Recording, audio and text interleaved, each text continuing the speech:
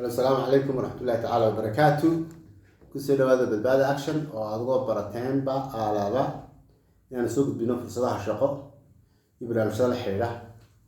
إن شاء الله واحد ذي هيا صدح فرصة هذه مهمة وككر بنان هيدا عالمية وكشقية جيس كأفريقيا.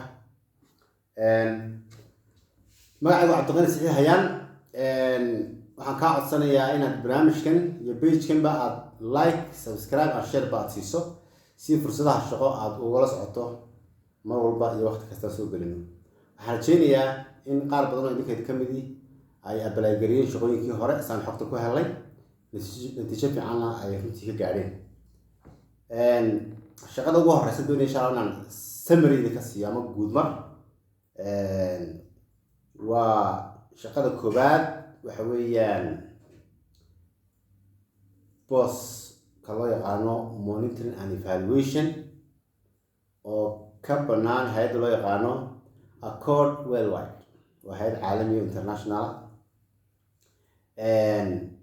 shaqadan muddo dheer baa runtii uu soconaya xaysiiskeedu ama inta la soo abaalgareynaya deadline wuxuu noqonayaa 29 August qofka loo baahan yahay waa qof MNE officer. MNE waa garanaysan MNE waxa weeyaan monitoring and evaluation officer. Position category-giisu ama location-kiisuba waa Soomaaliya ee laga baahan yahay. Waa laga soo abaalgareyn karaa daafaha dunida. Waa wax xuduuda oo boundary restriction ma jiro. Qof kasta uu soo abaalgareyn karaa ama Europe ku nool ama ku nool Africa ama Aasiya ama meesha ku nool waad soo abaalgareyn kartaa shaqadan aad aqoonteedii leedahay.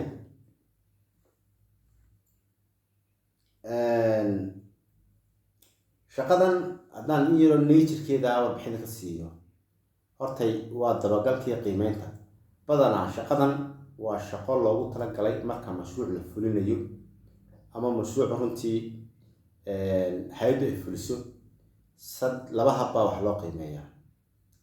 mar waa monitoring waa waxa weeyaan dabagal joogto ah ama bil ha dhaco ama weekly ha u dhaco. Evaluation wuxuu leeyahay dates oo mid-term evaluation iyo final evaluation labada hab u dhaca. hadda marka si guud idin siiyo ama knowledge ahaan ama aqoon ahaan baan idin fahansiiyo.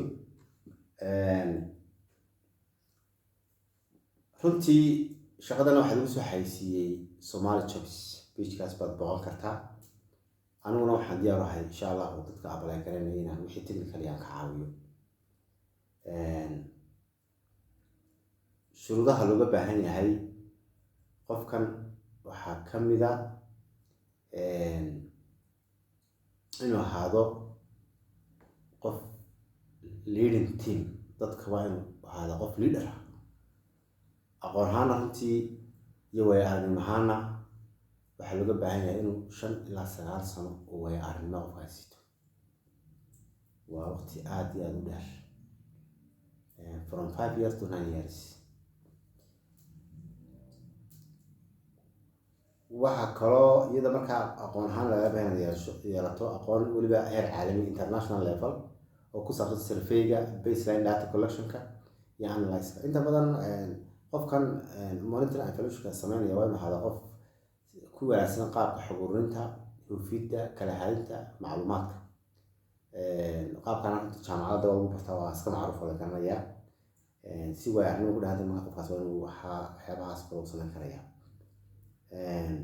waa inuu qofkaas sidoo kale ku wanaagsan yahay baa leeyahay project management iyo analyzing-ka iyo report writing-ka. report writing-ku waa events dhaca within the project period iyo after the completion of the project. marka ugu dambaysa mashruuc dhamaado waa in report baa la qoraa. report kaaliftiisana waa qofka aqoon leeyahay. waayo qofkan daatada uu ururinayo iyo macluumaadka uu ururinayo waa mashaariic la fuliyey ama lagu guda jiraba.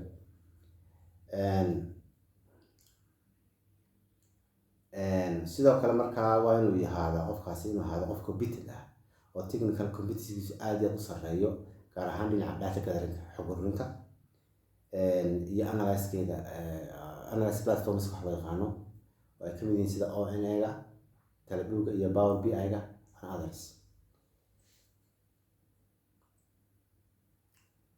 macluumaadkaas oo faahfaahan waxaad ka akhrin kartaa allahumma salli calaa maxamed Somali Jobs. qofka markaan eegayno at least kolley dadka soo apply garayn karaa waa dad inta badan kasoo shaqeeya fiilasha hay'adaha kuwa caalamiga iyo kuwa maxalliga ah, kuwaas waa u furan tahay inay runtii ereyinka runtii ay ku wanaagsanaadaan. qofkaasi waxaa kaloo iyadana aada loo xiiseynayaa inuu ahaado qof la soo shaqeeya UN-ta ama minimum 4 years experience xagga UN-ta. at the same time waxyaabaha lasoo dhaweynaya waa shuruudaha dheeraadka loo baahan yahay. kolley CV-gan online baan u gudbinayaa sida caadiga ah inta badan Soomaaliya iyo Somaliland iyo Geeska Afrikaba shaqooyinka la soo xaysay baa online baan u gudbiyaa marka oo hard copy-ga iyo CV-gii la baari jiray wixii laga baxay marka system casri ah waqti xaadirkan uu shaqeeyaa. waxaan rajeynayaa insha Allah shaqada inaad apply garaysaan.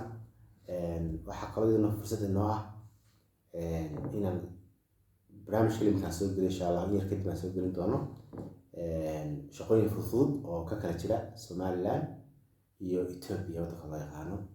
marka waxaan rajeynayaa insha Allah inaad shaqada apply garaysaan. subscribe saar barnaamijkan si aad la socoto haddii Ilaahay qadaro shaqooyinka aan mar dhow soo gelin doono si ay kuu soo galaan notification. السلام عليكم ورحمة الله تعالى وبركاته.